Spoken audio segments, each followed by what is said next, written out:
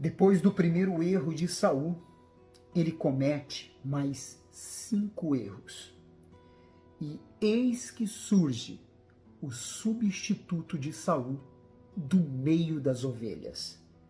Estes são alguns dos assuntos que eu quero trazer para você no Devocional 2024 de hoje. Seja muito bem-vindo e não deixe de comentar aquilo que tem lhe tocado, lhe chamado a atenção, aquilo que Deus tem falado com você. Deixe nos comentários e também curta e envie para o maior número de pessoas este vídeo para impactar a vida destas pessoas também. Estamos neste ano de Gênesis a Apocalipse, diariamente realizando este devocional. Hoje, 1 Samuel, capítulo 14, 15 e 16. No capítulo 14, no versículo 16, o que me chamou a atenção foram as palavras ditas por Jonatas, que servem para nós nos dias de hoje. Ele disse o seguinte para o seu escudeiro, aquele que o auxiliava na batalha. Ele, quando estava indo em direção aos filisteus para lutar, então disse, pois, Jonatas ao seu escudeiro. Versículo 6. Vem, passemos a guarnição destes incircuncisos. Porventura, o Senhor nos ajudará nisto, porque para o Senhor nenhum impedimento há de livrar com muitos ou com poucos. Eram somente 2, Jonatas e o seu escudeiro. Aquela atitude de Jonatas, ela nos ensina que nós não devemos olhar para a matemática em nossas vidas, mas devemos olhar para o sobrenatural de Deus. Ele é quem determina, ele é quem define, e não as condições humanas. Naquele momento, Jonatas estava dizendo: se Deus ele quer nos dar a vitória, somente nós dois podemos vencer este exército. Essa tem que ser a nossa fé, confiança e convicção, diante de todos os desafios que enfrentamos. No versículo 7, nós vemos a resposta desse escudeiro, que é muito interessante e importante para as nossas vidas, quando disse: então o seu escudeiro lhe disse, faze tudo segundo inclinar o teu coração. Eis-me aqui contigo, a tua disposição será a minha. Busque ter ao seu lado pessoas que te incentivem, pessoas que não irão te colocar para baixo, pessoas que não vão te puxar para trás, pessoas que não vão fazer você balançar de um lado para o outro, pessoas que não vão te empurrar, pessoas que não vão puxar o teu tapete ou que vão colocar uma corda no seu pescoço. Busque estar com pessoas ao seu lado que sejam verdadeiramente parceiros em suas lutas e vitórias, como aqui nós vemos entre Jonatas e o seu escudeiro. No versículo 10 ao versículo 12, quando Jonatas pede aquele sinal, na verdade, o sinal que Jonatas recebeu foi a confirmação de sua confiança plena em Deus. Quando nós pedimos a Deus um sinal, esse sinal que nós pedimos é crendo de que ele, vindo de Deus para as nossas vidas, é porque estamos confiando em Deus e não na nossa própria capacidade. Porque se confiássemos na nossa própria capacidade, nós não pediríamos a Deus um sinal, não é verdade?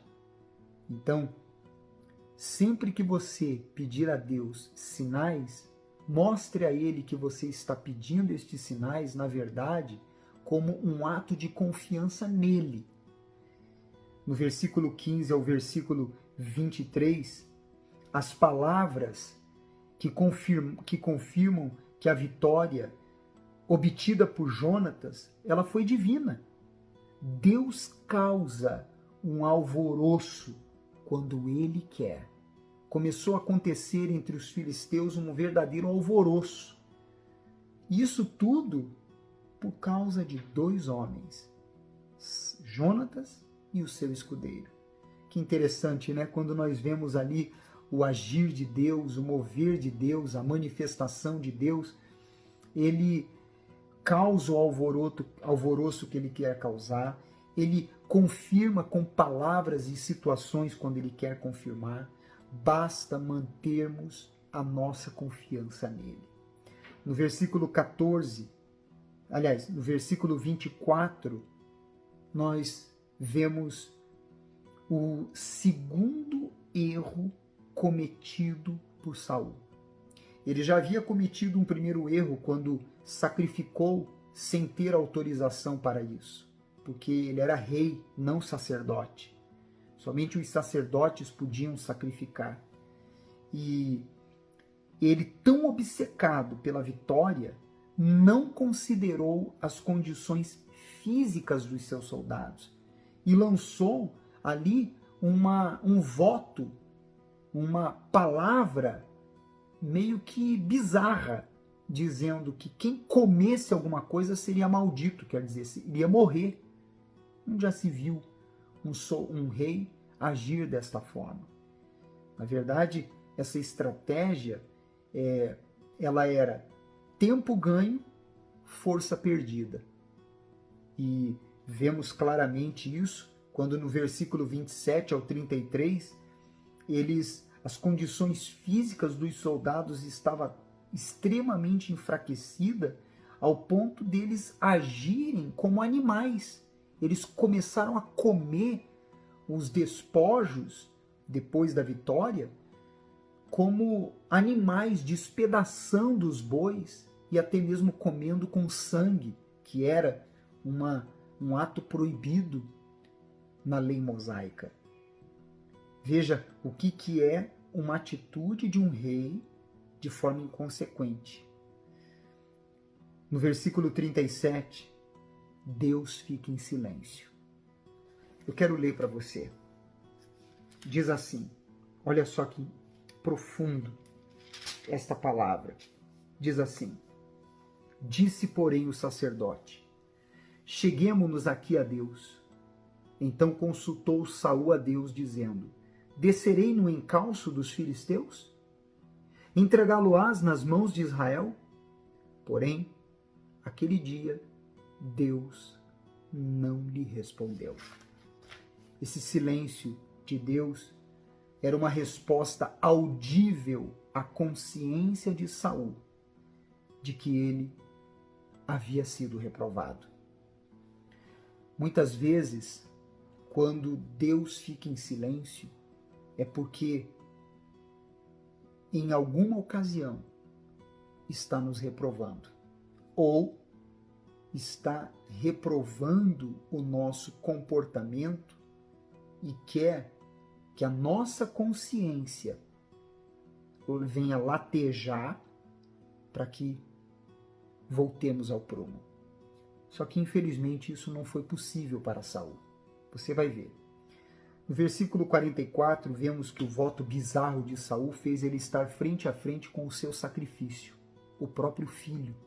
Mas o povo não permitiu, os soldados não permitiram, porque eles viram em Jonatas um exemplo que, no seu comportamento, fez com que os soldados o defendessem Jonatas.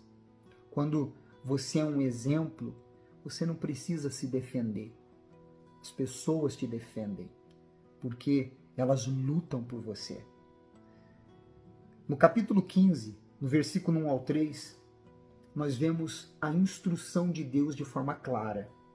Porque sempre as instruções de Deus, elas são claras e de fácil entendimento.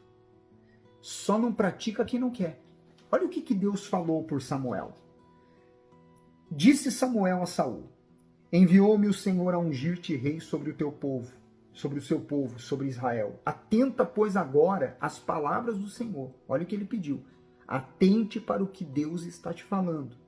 Assim diz o Senhor dos Exércitos: castigarei Amaleque pelo que fez a Israel, ter se oposto a Israel no caminho quando este subia do Egito. Vai, pois, agora, fere Amaleque. Deus foi claro. Fere Amaleque, destrói totalmente a tudo o que tiver, nada lhe poupes, porém matarás homem, mulher, meninos, crianças de peito, bois e ovelhas, camelos e jumentos. Deus não foi claro? Só que aí, o que Saul fez? Pela terceira vez, ele erra. Deus não pediu para Saul que ele poupasse Agag, o rei dos amalequitas. Ele decidiu ser o seu próprio rei. Ele decidiu ser o rei da sua vida e não ter mais Deus como rei. Provavelmente, com a sua arrogância e vaidade, queria desfilar com Agag para acumular mais honras para si. No versículo 10 e 11, nós vemos que até parece uma bobagem a razão de Saul ter sido rejeitado. Mas era mais sério do que se imaginava. Quando Deus fala para ele, para Samuel: eu rejeitei Saul. No versículo 13, nós vemos o quarto erro de Saul. Ergueu um monumento para si, em cima do monte. Tomou a glória que era de Deus para ele. No versículo 20 e 21, o quinto e o sexto erro de Saul. Mentira e transferência de responsabilidade. Quando fala sobre Agag e sobre os bois e ovelhas que ele poupou. Ele mentiu e, além disso, transferiu a responsabilidade para o povo. Veja como que é uma bola de neve quando uma pessoa ela não dá espaço para o arrependimento. No versículo 22 e 23, as consequências da desobediência vêm cedo ou tarde. Ali, definitivamente, Deus rejeitou Saul. Não tinha mais como encontrar lugar para que Saul fosse recuperado. No versículo 25, 26, Samuel não falou que Saul não seria perdoado, mas que estava desqualificado como rei. Então, naquele momento, não tinha mais como ele permanecer como rei diante de Deus. Diante do povo, ele continuou por algum tempo ainda. Quando fala sobre a glória, no versículo 29, significa o imutável. Deus não muda. Saul mudou. Ele havia escolhido um homem humilde, mas ele fracassou, tornando-se arrogante e rebelde. Infelizmente, quando nós vemos no versículo 33, Samuel mostrando como Saul deveria ter agido, e vemos Samuel com pena no versículo 34, porque pena é um sentimento de impotência. Samuel estava impotente, não podia fazer nada por Saul. Mas o interessante é que no versículo 1, Deus mostra a Samuel e a nós que ele não age por sentimentos, dizendo: por que você está com pena de Saul? Pega o teu óleo e vai ungir quem eu coloquei em seu lugar. Muito interessante. No versículo 4, a pergunta dos anciãos provavelmente era relacionada à última cena que eles presenciaram de Samuel.